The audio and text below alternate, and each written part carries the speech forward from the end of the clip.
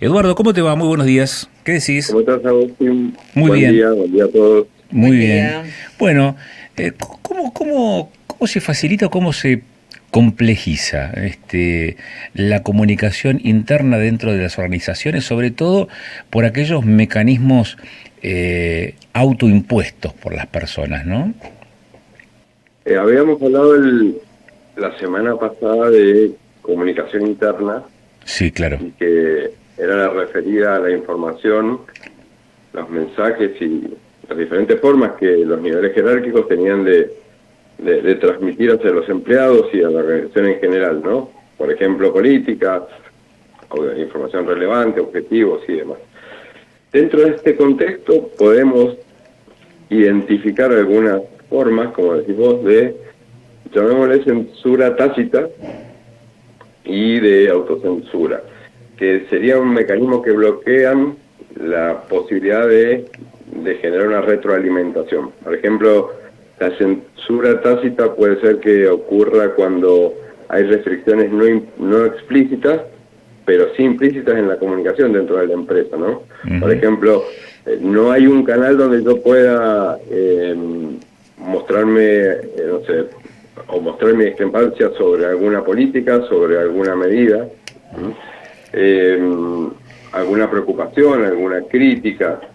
Y después está la autocensura, que es en la comunicación interna se manifiesta cuando los empleados se limitan a sí mismos a dar opiniones, porque hay mucho mensaje, hay mucha señal de que eso puede traer represalias. Estos son temas bastante interesantes que suceden en la vida diaria organizacional y que nadie creo que tiene en cuenta el impacto que tiene sobre el valor de la organización. Claro, y desde el punto de vista de la organización, Eduardo, y desde la perspectiva de la organización, ¿qué tan proclives suelen ser a encontrar o a identificar esas situaciones en donde no se facilita la comunicación, a sabiendas de que facilitarla podría llegar a significar también recibir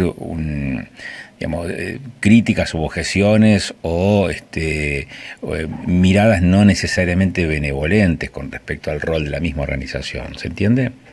Sí, tiene mucho que ver con el profesionalismo que tienen los directores, la parte gerencial y el desarrollo, tanto como dijimos, personal como profesional, que pueden llevar. ¿Y eso en qué impacta? En que las organizaciones tienen que tener una estrategia de información definida, independientemente de quién ocupa el lugar. Esto lo podemos llevar a niveles también de nuestro país, como dijimos en los momentos que estamos pasando.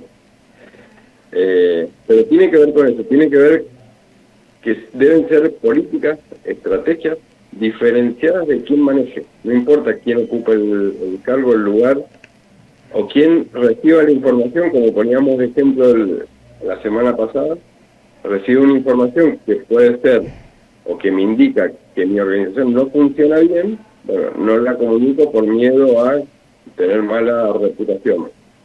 Bueno, eso no puede pasar, tiene que haber una estrategia definida. Tiene que haber una estrategia. ¿Estás ahí todavía, Eduardo? Sí. ¿Y cómo hacen las empresas para detectar este tipo de situaciones? ¿Hay procederes de chequeo de la comunicación? Es decir, ¿hay procedimientos, hay estrategias como para decir, bueno, yo voy a evaluar no solamente qué respuestas estoy teniendo frente a cada uno de los estímulos, sino también voy a evaluar cómo está funcionando el mecanismo interno de comunicación? Sí, tiene que haber canales abiertos de comunicación que sean evaluados, a mi entender, por personas también que acompañen, que no sean los actores directos sobre las situaciones, porque eso sucede, esconden información, la modifican, tergiversan, ¿no? Tienen que haber canales concretos, definidos, que controlen la interacción diaria. Recordemos que estamos hablando de comunicación, o sea que estamos hablando de la manera en que nos relacionamos todos los integrantes de una empresa. Entonces tienen que haber canales donde uno se pueda expresar, donde uno pueda comunicar, y alguien que pueda controlar y que pueda ir evaluando cómo son las sensaciones dentro de la organización. Como vos dijiste, de acuerdo a los estímulos que se reciben, a las noticias que se generan, bueno, qué sensaciones tienen, qué interpretaciones se dan, y que eso puede ser un ida y vuelta permanente para poder tomar decisiones concretas. Como reflexión, podríamos dejar: mi estrategia comunicacional en la organización genera una comunicación informal o está teniendo los resultados que yo espero.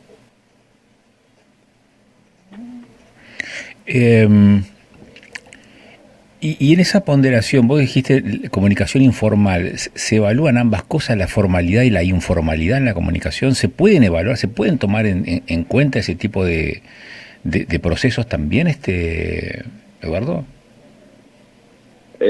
Yo tengo mucha claridad sobre lo que quiero obtener en la evaluación permanente que hago de mi organización. Yo puedo detectar, mediante determinadas señales, que existe una comunicación que está perjudicando o que se genera a través de la información que circula en la organización. Y esto que puede ser las mismas relaciones personales, la relación líder-colaborador.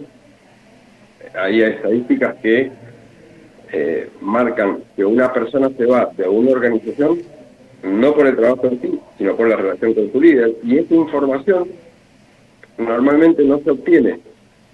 Entonces hay que estar atento, preparado y cerca para poder leer toda esta información que no solo es explícita, sino que a veces está oculta. Entiendo. Gracias, Eduardo, como siempre, como todos los lunes. Un abrazo grandote. Gracias, Agustín. Buena semana. Igualmente. Eduardo Meijin es coach, es especialista en organizaciones, en comunicación interna, en liderazgo.